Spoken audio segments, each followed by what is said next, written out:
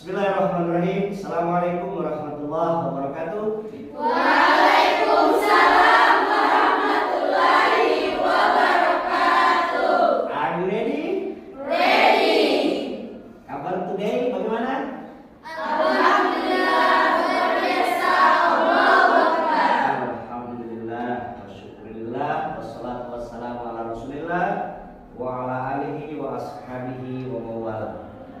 Anak-anak sekalian, sudah makan? Belum. Lah, Allah. Baik, insya Allah hari ini saat ini kita makan rohani dulu, nanti kita itu baru makan Jasmani.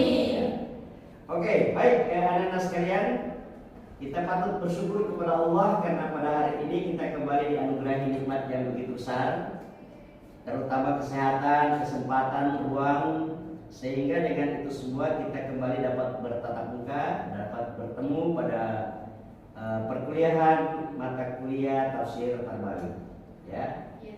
Dan pada pertemuan kita kali ini kita akan bincangkan sejenak sebagai pengantar diskusi nanti buat anak-anak sekalian adalah topik yang terkait dengan subjek pendidikan, subjek pembelajaran. Ya, dengan ayat-ayat yang menjadi fokus kajian kita, pertama terdapat dalam Quran surat Ar-Rahman ayat 1 sampai dengan 4. Yang kedua Quran surat An-Najm ayat 5 dan 6. Yang ketiga Quran surat An-Nahl ayat ke-43 dan 44. Dan yang berikut Quran surat Al-Kahfi ayat 66. Alhamdulillah. Itu semua sudah dicatat belum? Sudah. Oke, kemarin saya perintahkan instruksikan kalian untuk mencatat dalam buku harian. Lalu kemudian kalian mencarikan tafsir dari para mufasir pada kitab tafsir yang menjadi referensi kita. Lalu kemudian yang Ananda akan cari di sana pertama adalah mufradatnya ayat yang penting-penting terkait dengan tema. Sesudahnya adalah yang terkait dengan munasabah, asbabun nuzul ayat dan penjelasan ulama tafsir berkaitan dengan itu semua. Baik Ananda, hari ini kita akan memulai dengan Quran surat Ar-Rahman ayat 1 sampai 4. Untuk semaraknya pertemuan kita hari ini dan mendapatkan berkah dari Allah Subhanahu wa taala, ayo kita lafazkan dulu untuk sebagai penghangat pada situasi belajar hari. Kita mulai. A'udzubillahi minasyaitonirrajim. Bismillahirrahmanirrahim. Ar-Rahman, Allamal Qur'an, Khalaqal Insan, Allamahul Bayan. Surat Al-Azim itu salah satu ayat yang menjadi topik kita atau kajian kita pada topik kali ini. Kalau kita bicara tentang subjek pendidikan atau subjek pembelajaran, maka paling tidak pikiran kita atau kepala kita berorientasi kepada siapa yang disebut dengan subjek itu. Ya, kalau saya tanya kalian, subjek itu siapa? Subjek itu adalah pelaku. Kalau objek itu adalah yang menerima perlakuan dalam pembelajaran. Katakanlah hari ini subjek itu adalah saya dan objek itu adalah kalian. Oke. Nah, pada ayat-ayat yang akan kita kaji ini tidak hanya sekedar untuk bicara tentang untuk sekedar menjawab pertanyaan tentang siapa itu subjek. Tetapi lebih jauh dari itu secara substansial kita akan bicara tentang apa sih yang harus kelak dimiliki oleh setiap subjek, oleh setiap pelaku pendidikan atau pendidik, ya. Nah, ayat-ayat ini menjelaskan secara detail, ya. Paling tidak ada rumus. Kalau kita bicara Ar-Rahman ada 4 rumus di sana, kemudian An-Najm ada 2 rumus di sana, yang ketiga An-Nahl ada 2 rumus di sana, dan yang terakhir Al-Kahfi ada 2 rumus. Jadi ada rumus 4, 2, 2, 2. Semuanya ada berapa? 4 tambah 6 ada 10. Ya, ada 10. hal yang harus dimiliki oleh setiap subjek. Jadi kelak Anda nanti akan jadi pendidik, jadi pengajar, jadi guru, jadi dosen. Maka ingat ya, ada 10 faktor yang sangat menentukan dalam keberhasilan sebagai seorang subjek, sebagai seorang pelaku. Mari kita mulai pertama. Ya. Di dalam Quran surat Ar-Rahman Allah berfirman. Pertama apa yang Allah bilang? Ar-Rahman. Artinya apa? Yang Maha Pengasih. Ar-Rahman itu kembali kepada Allah. Kalau orang tanya siapa yang subjek dalam ayat ini, pasti serta-merta orang bicara Allah, Tuhan sebagai subjek. Tapi tidak di situ. Allah disebut pada ayat ini dengan Ar-Rahman karena Allah memiliki sifat kasih yang tak terbatas. Ar-Rahman dalam istilah ini adalah dipahami sebagaimana satu sifat Allah, ya, satu nama Allah yang ketika menciptakan seluruh makhluk manusia dan termasuk makhluk yang lain, itu di mata Allah sama dalam makhluk. Ya. Mari kita ambil sebagai substansi Allah sebagai subjek, kita sebagai makhluk yang diciptakan, harusnya sebagai subjek nanti itu harus mencontohi apa yang telah harus mengikuti pola Allah sebagai subjek. Ya. Saya ingin bilang begini, dalam Al-Quran kan kita kadang menjumpai Ar-Rahman, Ar-Rahim, ya kan? Nah, dalam banyak tafsir itu jelaskan kalau Ar-Rahman kita bicara pada tataran yang lebih global. Artinya memandang semua orang itu, semua hal itu adalah sama. Nah, kelak ketika Ananda menjadi guru atau menjadi pendidik, menjadi pengajar, maka seperti kalian hari ini, mungkin di kalian ini ada anak pejabat, ya, ada anak yang konglomerat, ada anak yang melarat, ya kan? Ada anak yang tinggal di istana yang megah, ada anak yang tinggal di kolong jembatan, ada yang setiap hari antara kalian datang dari kos atau turun dari rumah, sarapannya apa? Burger, ya. Ya, ada anak yang burger itu apa, roti kan? Ya. Ada anak yang mungkin datang dari rumah yang kelihatannya juga ini kurang gizi karena setiap hari dia makan roti pakai sumbu. Apa roti pakai sumbu? Ubi, ya kan? Dan begitu seterusnya.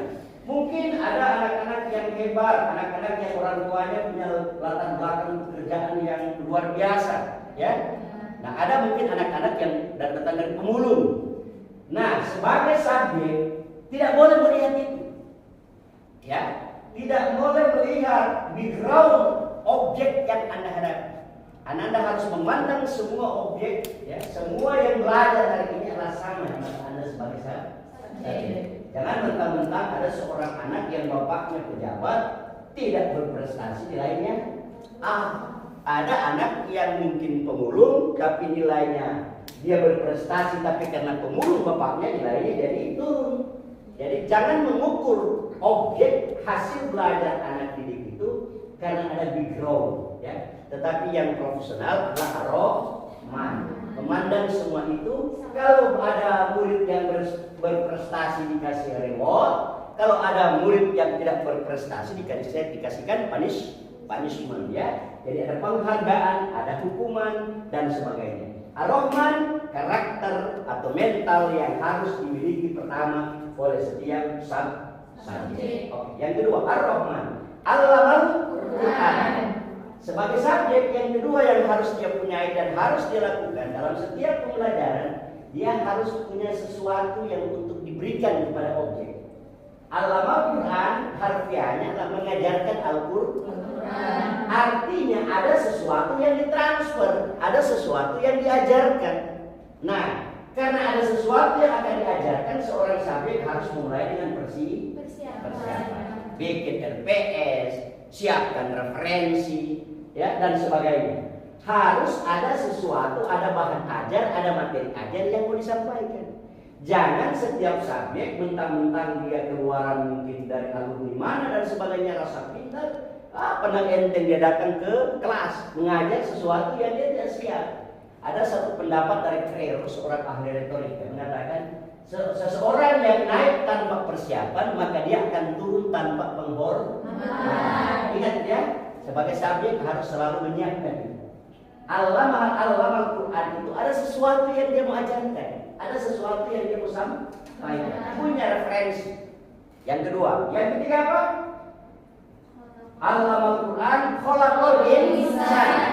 Ingat pada pertemuan yang lalu saya sudah jelaskan tentang ada perbedaan makna ya antara khalaqa dan ja'ala. Kalau dalam tafsiran Pak Quraisy kan kalau ja'ala itu benda bahan bakunya sudah ada, tinggal dikembangkan, dimodifikasi ya, direkayasa ulang untuk menjadi sesuatu yang lebih hebat, ya kan? Tapi kalau khalaqa adalah mulai dari titik nol, ya, dari sesuatu yang tidak ada menjadi ada. Oke. Nah, khalaqal insan ini mengajarkan kepada manusia apa? Mengajarkan kepada murid, kepada objek yang akan Anda hadapi sesuatu yang tadinya mereka tidak tahu kemudian menjadi tahu. Ya. Mengajarkan, memberikan kepada mereka sesuatu yang mereka dari mungkin belum tahu A, setelah lewat proses pembelajaran mereka sudah tahu itu A. Alif, ba, ta. Ada sesuatu yang tadinya mereka tidak tahu menjadi tahu. Menjadikan mereka tahu yang tadinya mereka tidak tahu. Oke, yang ketiga, yang keempat apa? Allamahul bayan. Jadi dalam pendidikan sebagai subjek jangan selalu terfokus hanya untuk memberikan muatan dan bobot terhadap kognisinya, kemampuan nalarnya. Tetapi sebagai subjek berusaha untuk setiap dalam proses pembelajaran tidak hanya mereka tahu secara kognitif, tetapi juga mereka mampu melakukan.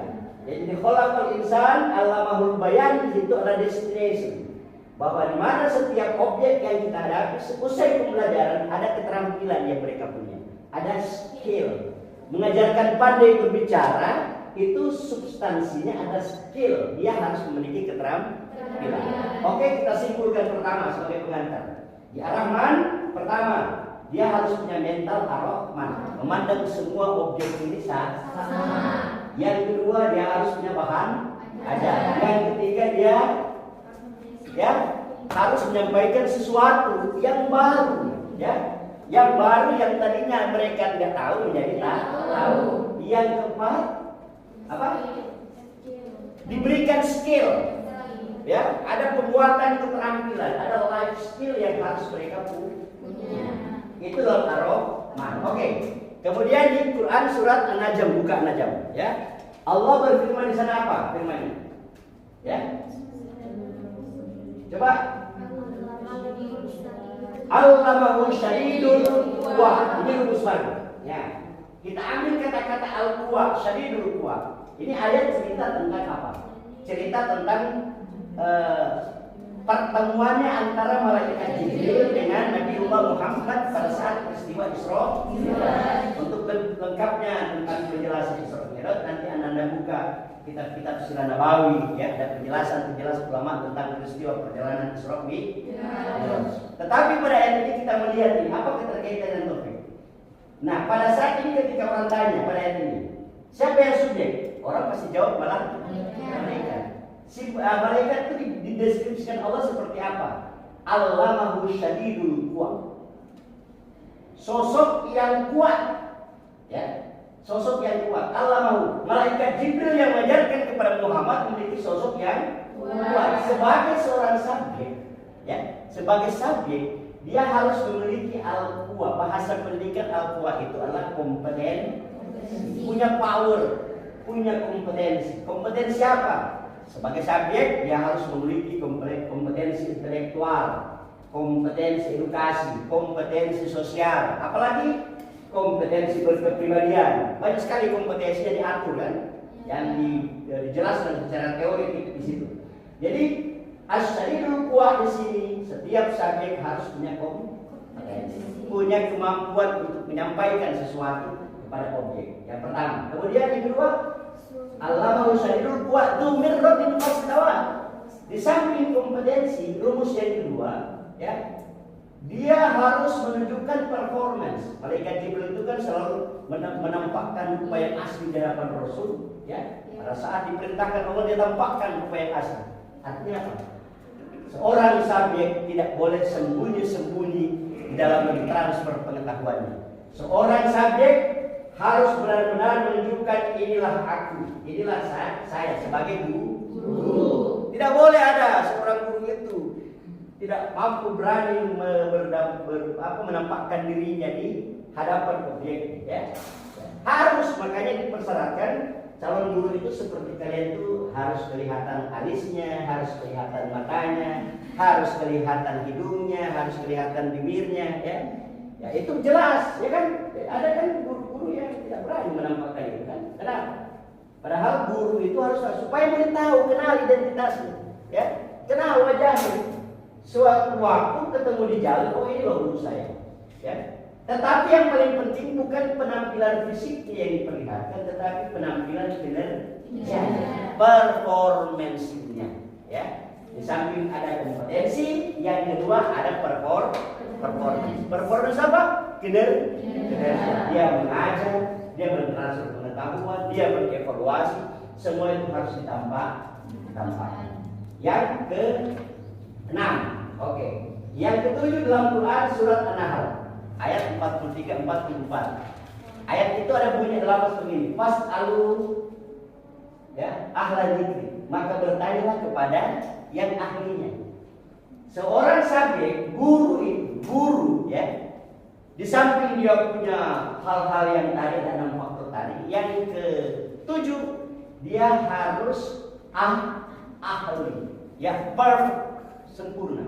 Dia harus expert, unggul, ya.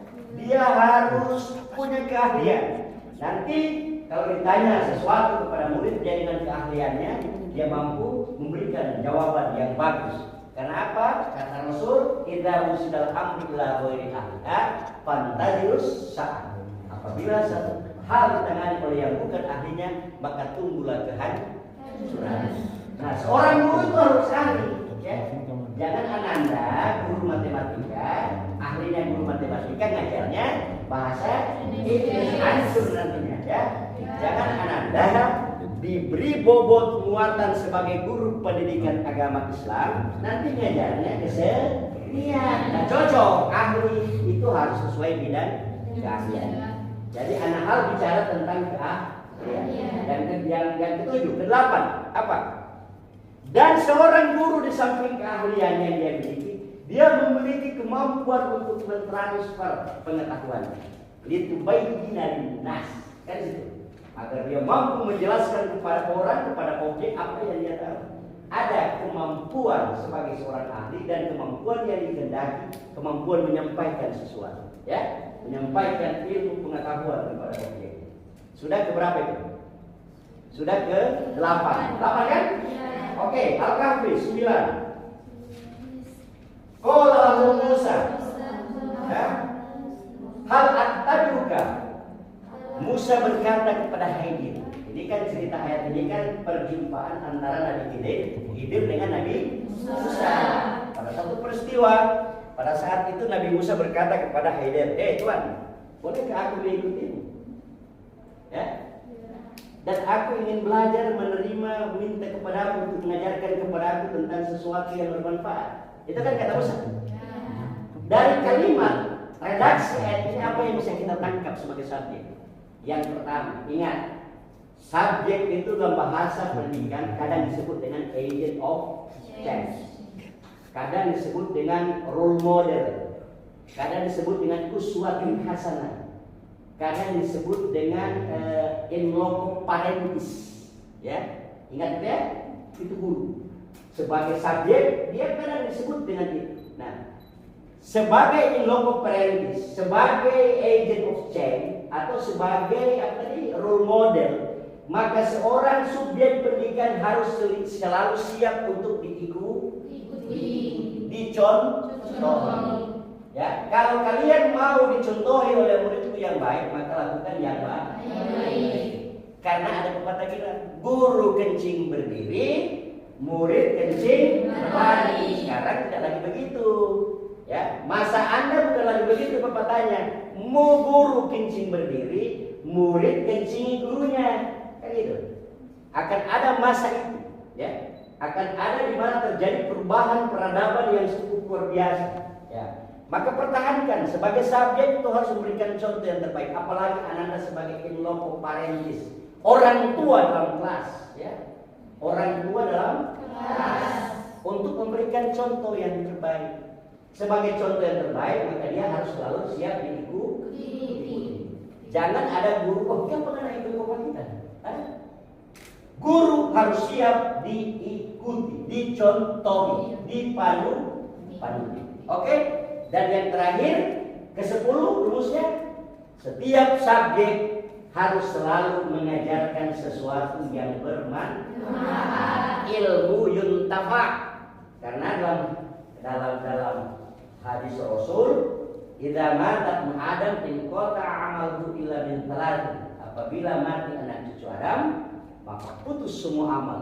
Salah satunya adalah ilmu yuntafa, ilmu yang bermanfaat. Bagaimana kalian punya ilmu yang bisa bermanfaat setelah kalian mati? Nah, kalian berbuat baik, menyampaikan kebaikan kepada anak-anak, supaya anak-anak ikut kebaikan, ilmu Anda bermanfaat sebagai subjek. Ya? Jadi kalau kita kembali kepada rumus, apa? Ada 10 rumus yang harus dimiliki oleh subjek dalam proses pembelajaran. Saya kira ini kajian kita sebagai pengantar, nanti Anda diskusi, ya, tentang hal-hal seperti ini, ya. Ada diskusi kembangkan materi ini. Yang intinya bahwa sebagai subjek harus selalu menjadi contoh terbaik buat anak-anaknya, buat muridnya, buat objek. Terakhir dari saya ada satu pesan dari proklamator kita, ya. Di saat dia berhadapan dengan para guru di lapangan ibadah pada waktu dia berpidato, ada 3 hal. Ingat, sebagai subjek, ya, menjelaskan lebih lanjut tentang ayat-ayat ini. Apa yang kata Pak Soekarno pada waktu itu? Man can live on the religion what been with. Ya, bahasa Belanda. Seseorang tidak boleh memaksakan apa yang dia tahu kepada orang lain. Ya. Yang kedua apa? Man can live on the religion what been will. Seseorang tidak boleh memaksakan apa yang dia mau kepada orang lain. But man can allen on the religion what is.